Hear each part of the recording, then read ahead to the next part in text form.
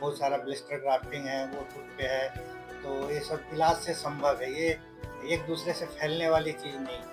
Eczema क्या है sir? Eczema eczema को दूसरे रूप में हम लोग एलर्जी कहते हैं। एलर्जी 2 तरह का होता है, एक तो शरीर बाहर का इंट्रिंसिक एलर्जी होता है, एक्सट्रिंसिक। तो एक तो अंदर का कारण होता है, एक बाहर का कारण होता है। शरीर के अंदर में आपको कहीं भी परेशानी है, लीवर में है, किडनी में है, थायरॉइड किसी हार्मोन की हो गई, या और भी कोई कारण है, कोई वायरल इन्फेक्शन है, कुछ भी है, तो एक एक्जिमा में एटोपिक एक्जिमा, बहुत सारे एक्जिमा के टाइप्स तो डेवलप कर सकते हैं। इसके अलावा बाहर का कोई सोर्स है, जैसे कि बहुत ज़्यादा किसी को डिटर्जेंट से एलर्जी होता है, साबुन है, सर्फ है, बहुत ज़्यादा। हम लोग उस समय कोरोना के टाइम में देखेंगे सैनिटाइज़र यूज़ करने से बहुत लोगों को हाथ में एलर्जी डेवलप कर रहा था। तो कुछ बाहर के और भी सोर्स है, खाने-उने का सोर्स होता है। जैसे कि बहुत लोगों को गाय के दूध का एलर्जी होता है, बहुत लोगों को अंडा का एलर्जी होता है। तो दोनों तरह से ये दोनों रूप जो एलर्जी का है, किसी-किसी को ये शिकायत आता है कि एक्जिमा का चेहरा टाइप। पर फेस पर मतलब कि छाया टाइप आ जाता है, आँख के नीचे में मतलब कि जो है ब्लैकनेस आ जाता है, ये कैसे? मेलाज़्मा एक पिगमेंटेशन डेवलप करता है, पिगमेंटेशन के कारण होता है। पिगमेंटेशन इसमें क्या है कि मेलानिन पिगमेंट आपके चेहरे पे का डिपोज़िशन चालू हो जाता है। डिपोज़िशन होने के कुछ एग्रीवेटिंग फैक्टर है जो इस चीज़ को एग्रीवेट करता है। इसमें सबसे कॉमन चीज़ होता है अल्ट्रावायलेट है, धूप। धूप के अलावा भी आज आज के डेट में जो स्क्रीन टाइम जो लोगों का बढ़ा है, स्क्रीन टाइम से स्टडी करना, काम करना, इस कारण से भी मिलाज़्मा के केस जाते हैं। ये भी एक बहुत बड़ा फैक्टर है। स्ट्रेस बहुत बड़ा फैक्टर होता है। लोगों का लाइफ़स्टाइल हेल्दी नहीं है, खान-पान ठीक नहीं है, तो इस कारण से भी ये सब चेहरे पे जो 10 साल पिगमेंटेशन। 12 साल के बच्चे को मतलब कि केस पक जाना है, डैंड्रफ ज़्यादा हो जाता है, इस तरह की शिकायत ज़्यादा, बाल झड़ना, ये इस तरह की शिकायत आ रही है। हेयर का केस बहुत ज़्यादा बढ़ा है। हेयर का जो समस्या है, बाल का सफ़ेद होना, बाल झड़ना, बाल पकना, फिर ये सबसे जो कॉमन चीज़ देखा गया है, जो मैं पेशेंट आता है उससे बात करता हूँ, बात में कोशिश करता हूँ हेयर का केस है तो उससे बात करूँ। बात करने के दौरान जो समझ में आता है या जो रिसर्च सामने आया है कि लोगों का लाइफ़स्टाइल, खाने का लाइफ़स्टाइल बिल्कुल ही चेंज हुआ है। ड्रामेटिकली इधर ये चेंज हुआ है। जो हम लोग पहले खाते थे, वो आज के डेट में लोग ज़्यादा बर्गर, पिज़्ज़ा, जो मार्केट का जंक फूड है उस तरफ बहुत रुझान है। और ऐसे ही लोगों में देखा जाता है कि उनका बाल सफ़ेद होता है, जिनका स्क्रीन टाइम बढ़ा हुआ है। तो घर में बच्चे हैं, मोबाइल 5-5 घंटा, 6-6 घंटा देख रहे हैं, टीवी देख रहे हैं। ऐसे लोगों में बाल का सफ़ेद होना, किसी की जो पकना, पैर ये वो तलवा जो होता है वो मतलब पैर का कि फटना। फट जाना और फेस पर मतलब कि फटने लगता है, इस तरह का आता है ठोड़ में। तो इस तरह का ठोर फटना एक अलग चीज़ होता है, पैर फटना दोनों बिल्कुल अलग चीज़ है। पैर फटना है तो पैर फटने का कई सारे है, केराटोडर्मा होता है, सोरियासिस होता है, एक्जिमा होता है, कई कारण होते हैं। कभी-कभी फंगल इन्फेक्शन के कारण भी पैर फटता है।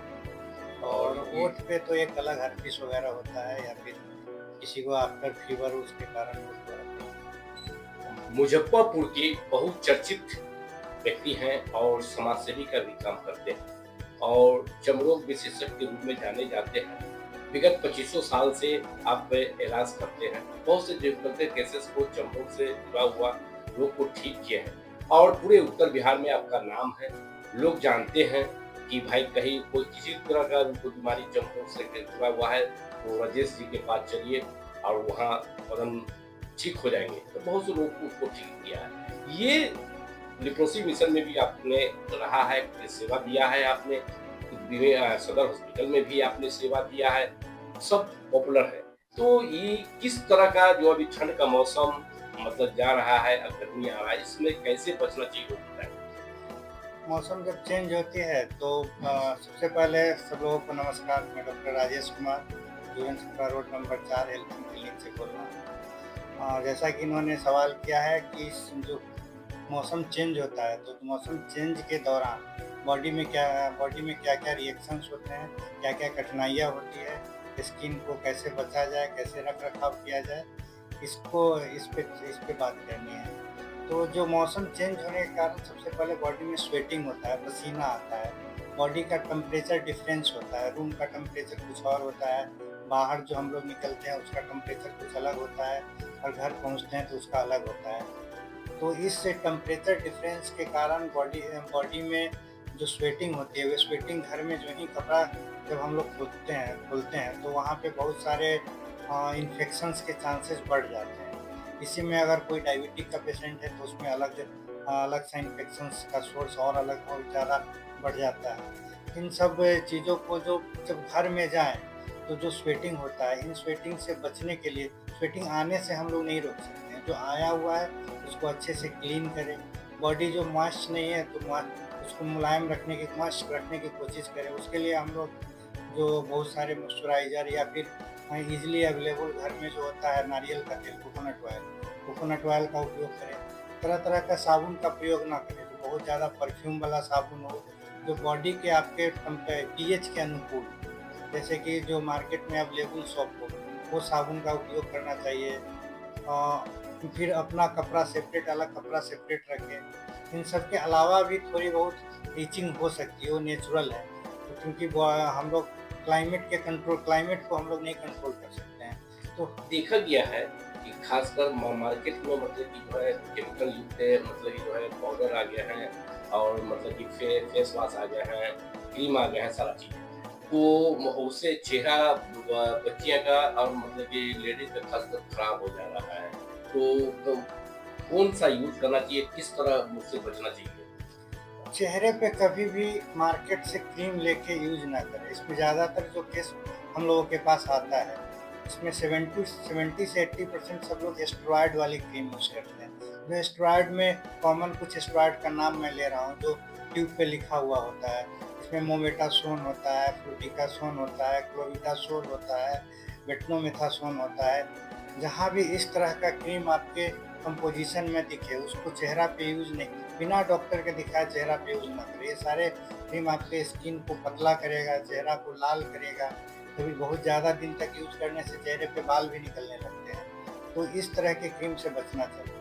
तो युवा कॉमन पीढ़ी में जो बच्चियां हैं उनको खासकर पिंपल्स के ज़्यादा शिकायत आ रहे हैं, तो जेंट्स को भी हो जाते हैं। तो कैसे उसे बचना चाहिए, आपका क्या इलाज है? पिंपल्स कॉमन चीज़ होता है, 10-12 साल से निकलना चालू होता है, 24-25 साल तक होता है। कि बॉडी में हार्मोनल चेंजेस होते हैं, सीरम टेस्टोस्टेरोन, उस कारण से सीरम का सिक्रीशन बढ़ता है, इस कारण से होता है। ये ज़्यादा नहीं है, इसके लिए हम लोग हाई ग्लाइसेमिक इंडेक्स फूड को कम खाना चाहिए, जैसे कि मीठा चीज़ है, चॉकलेट, आइसक्रीम, बाहर का जंक फूड, जो भी है समोसा, चाट, पकौड़ा, इन सब चीज़ों से परहेज़ करें। साथ में बहुत ज़्यादा केमिकल वाली फेस वॉश और जो सीरम, क्रीम, सनस्क्रीन, इन सब चीज़ों का प्रयोग ना करें। बिना किसी डॉक्टर के समझ के बाद ही कौन सा क्रीम आपके अनुकूल है, वही क्रीम यूज़ करना चाहिए।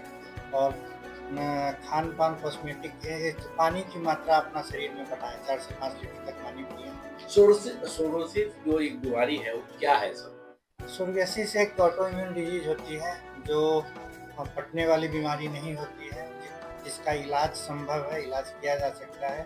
कि बॉडी के जो भी बोनी प्रोमिनेंट एरिया होता है, जैसे कि केहूनी, ठेहुना, या बॉडी सर, स्काल्प, या बॉडी के किसी भी पार्ट में इसको देखा जा सकता है। इसमें होता है कि इसकी वाइट कलर का स्केल्स निकलता है, और इलाज करने से काफ़ी कंट्रोल। इसके लिए 2-3 चीज़ में परहेज़ करना चाहिए हमेशा।